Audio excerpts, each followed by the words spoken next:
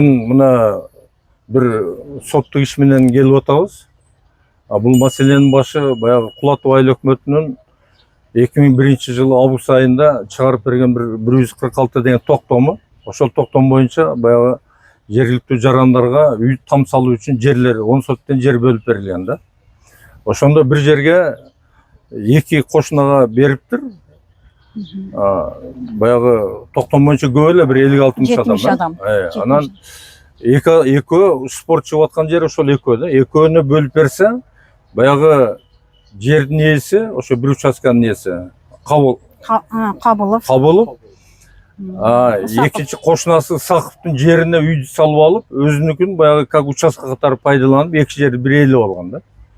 Ээлеп алып туруп, анан ошондон бери булар кадастр аркылуу башка волокита жаратып туруп, ошол мезгилге чейин каттабай, азыркыга чейин баягы маселе чечилбей келет да. Бул жерде мындай, чындап айтканда, мындай мыйзам тарабынан алганда, бул жерде Кабыловдагы Асанов жанагы Кабыловдун бир мындай бикирлери бар экен, баягы ээлеп алган, баягы тартып алган дегендей эмеси бар экен да, психологическийчи. Экинчи тараптын эч кандай күнөөсү жок. Бул жерде күнөө Кабылов менен ушу госрегистрде да. Себеби госрегистрге булар арыз менен кайрылган. Арыз менен кайрылганда каттоону токтотуп койгон. Талашып атат, арыз бар депчи. Ошо Кабыловдон арыз түшкөн госрегистргечи. Анан ошол арыздын негизинде булар каттабай ар түрдүү шылтоолорду жазып башка кылыпчы. Эми мыйзам боюнча каттоо мыйзамынын 22-чи беренеси бар. Ошол мыйзамда ачык жазылып турат. Эгер талашкан тарап болсо, арызы болсо, 10 күнүн ичинде каттоо токтотулуп турулат депчи. 10 күнүн ичинде. 10 күнүн ичинде соттун аныктамасы келип түшсө, значит арыз канааттандыруусуз калат да. Эгер соттон аныктама келип түшпөсө, соттун аныктамасы бу жерде негиз болуп эсептелиш керек. Аныктама келип түшпөсө, ал катталууга жатат. Госрегистр каттоого милдеттүү түрдө катташ керек. Булар өздөрүнүн милдетин аткарбай арызды шылтоо кылып, ошол башталганына канча болду? Бирок ушумалга чейин соттон баягы Кабыловдон жер талашып арыз түштү деген каттоо эме жок. Ошондо бул кайсы немеде отурат? Кайсы болду адрести айтып берсеңиз? Нокат району Кулатов айыл өкмөтүндөгү 146 токтом боюнча да. Баягы участканын аты кайсы эле? Чүчүгеки участкасында Рустам Ата көчөсүнөн алынган 10 сотик жер. 10 сотик жерде. Ген план боюнча. Эми кызыгы бул жакта болуп атат. Кызыгы. Мен бул жерде айтмакчымын, бул жерде эң эме баягы госрегистр. Госрегистр баягы бул мамлекеттик каттоо мекемеси. Бул каттоону жүргүзүү менен жердин эффективдүү пайдалануу, башка жердин ээлерине жардам, башка мамлекеттик ишти аткарыш керек да. Булар волокита кылып туруп, баягы талаш жаратып, спор кылып, ал эми баягы мыйзамдуулуктун аткарылышын булар жокко чыгарып атат да. Себеби мыйзамдуу нерсени жокко чыгарса, адамдарды мыйзамсыз башка нерсеге түртөт да. Булар мыйзамды талап кылып атат, олорго мыйзамды бузган керек болуп атат да. Жанагы Кабылов буларга менен сүйлөшүп, баягы булардын кызыкчылыктарын аткарып, ошонун капризасын аткарылган мекемеге айланып калды да азырчы. Анан булар кат жазганда жазып атат. Сотторго бергенде дагы биз ошол талаш депчи. Эми соттор эч нерсеге көңүл бурбай эле талаш деп кабыл алып атат да. Бу 22-чи беренени соттун аныктамасы дегенде, бу талаш соттун аныктамасы болгондо гана талаш болот да, арыз түштү болот. Анан экинчи маселе, бул каттоо мекемеси дагы айтып атат, биз баягы системный каттоодо ошондо биз адашып буга катталбан, системныйды аралаштырып атат. Эми мыйзамды ушунчалык билбегенине таң каласың да. Себеби системный каттоо деген баягы 98-жылы каттоо мыйзамы кабыл алынды, мына каттоо мекемелери уюштурулду, мына кадастрчы. Ошого чейинки кабыл алынган жер реформасы, акимчилик башкалар өткөргөн ага чейин дагы каттоо. Ошо каттоодон өткөн дөрдү арызсыз, акысыз өткөрүп берет да. Өткөрүп ошону системный каттоо дейт. Бул 2001-жылы арыз менен кетип аткан тактоо. Ошол эки нерсе менен эле укук коргоо органдарын кадастр баягы башын айландырып, мыйзамды карабагандарынан пайдаланыпчы. Буларды баягы өзүнүн эмесин баягы жаман мыйзамсыз аракеттерин мына мыйзамдаштырып алып атат да. Кадастр булар мыйзамды окубай эле кадастрдын оозун карап, кадастр кагаз алып барды, ошону карап эле ошого карап чечим чыгарып атат. Эми булар боюнча дагы таң каларлык да, баягы айтып коюш керек. Дагы таң каларлык нерсе, эч ким мыйзам окубаганычы. Бул Ноокат районунда сотто каралып, Оболбеков деген судья карап, баягынын үйүн бузганга чечим чыгарып атат. Баягы эме кылып. Кабыловдун же. Бирок наркы Кабыловдор апелляция жазып областык сотко карап, областык сот апелляция чечимин карап, кайра Ноокат районунун сотуна жөнөтүп атат. Бир жагынан эми жөнөткөн туура, себеби бу жерде кадастрдын аракетин караш керек эле сот. Ошо мыйзамсыз аракеттерине аныктама чыгарыш керек эле, жазалай турган жазалаш керек эле. Ошол жагынан алганда туура эле чыгарган да областтык коллегиячы.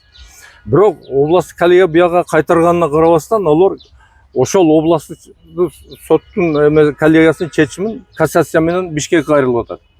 Эми Бишкектин соту дагы мыйзам эч нерсени карабай туруп, баягы ошол Оштукун Ноокат районунун соттун чечимин жокко чыгарып туруп, кайрадан областтык сотко берип атат. Областтык сотко силер карап бергиле башкадан депчи.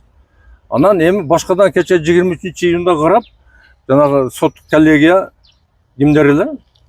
Исакеев деген бар эле, бирок председатель башка, чакчаңдаган эме экен, вообще процедурный, процессуальный эмелер карабайт экен. Эми сотто баягы судебный коллегияда бирөө төрага болот да. Экинчи докладчик болот. Докладчик жок эле, өзү докладчы, өзү эме берки эки судьяга сөз да бербестен туруп эле уруп чечип, биз доводдорду келтирдик, айынан карагыла. Бу жерде госрегистрдин гана мыйзамсыз аракеттеринин жыйынтыгы болуп атат. Болбосо чечилиш керек, туура болуш керек депчи. Болбой баарын атмен кылып, эме кылып салды. Эми азыр кассация жазылып атат. Эми мен ушу сот системасын, эми бул сот акыркы орган болуп атат. Адамдар баягы мыйзамдыкты табам, издейм деп кайрылган сот органы болуп атат. Айынан соттор, силер мыйзамды карагылачы. Анан мыйзамды карабай эле ушу өзүңөргө керектүү кагазды ушу госрегистр эмнеден кагаз жазып апарып берет. Ошону эле негиз кылып мыйзамды карагыла. Мына бу жерде 22-берене бузулуп атат. Госрегистрдин доводдору жанагы системный деген ал вообще эле бу жерде ни при чем. Эгер мыйзамдуу чечим болгон болсо, азыр бул сактын пайдасына чечилиш керек эле да. Мына бүгүн эми баягы кылмыш иш бар дейт, ошол боюнча келдик. Азыр эми көрөбүз кандай болгонун. Пока ушул.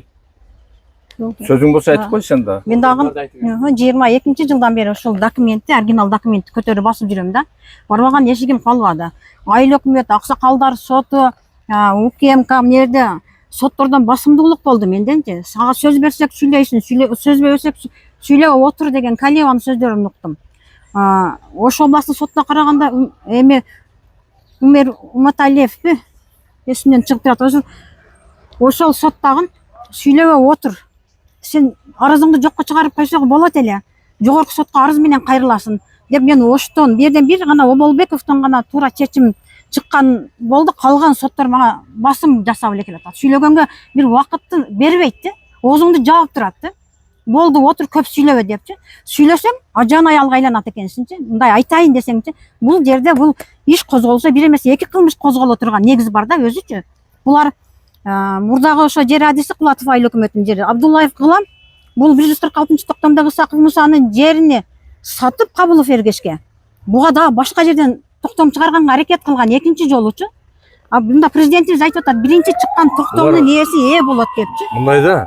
Мына укук органдары, милиция болобу, ГКМ, прокуратура, сот булар мыйзамсыздыкка жол бергенден кийин, ошо мыйзамсыздыкка жол берген нерсе адамдарды мыйзамсыздыкка мажбурлайт да. Адамдар мыйзамдуу талабын аткарта албай, анан мыйзамсыздыкка, эми буларда акча жок, башка жок. Анан жанагы жаман адамдар ушундан пайдаланат экен да. Мыйзамын сатып алса болот экен деп сатып, мыйзамдын акмагын ушул коргоо органдары өздөрү мыйзамды сактабай чыгарып атат да. Ошол кадастр ошол мекемелерди кайра буларды эзип, булардын мыйзамдуу иштешине заставить эткендин ордуна ушулардын ырын ырдап койгон учурлар өтө өкүнүчтүү да эми. Мына кече президент айланды, азыр кийин губернатор айланды, азыр район акимдери айланып атат экен. Бардыгы ушул мыйзамдуулук сакталыш керек, мыйзамдуулук ишке ашыш керек деген эле сөз да. Мыйзамдын үстөмдүүлүгү дайыма болуш керек. Ошондо гана мамлекет өнүгөт, адамдар психоз эмеден чыгат. Ошондо гана жанагы мыйзамсыздыкка барып, акчасын көтөрүп, аякка чуркап, буякка чуркагандар анан тыйылат.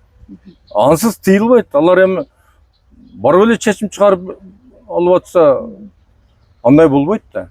Ошон үчүн 25-жылдын 21 биз январында. мыйзамдуулукка өтө көңүл бурушубуз керек. Айрыкча прокуратура. Себеби конституция боюнча да прокуратура мыйзам боюнча мыйзамдын үстүнөн аткаруусун камсыздаган бул прокуратура органы болуп эсептелет. Эми башка мына сот деле, акимчилик, милиция булар бардыгы элечи. А бизде баягы мыйзам менен арызданып жүргөндү көрбөйт да. Булар элге ошол күнөөлөр нал мыйзамсыз дегенде ошол көп эле учурларда ошо мыйзамсыздыкты колдошуп коюп атат да. Себеби бу жерде личный интерес акча. Ушул эле.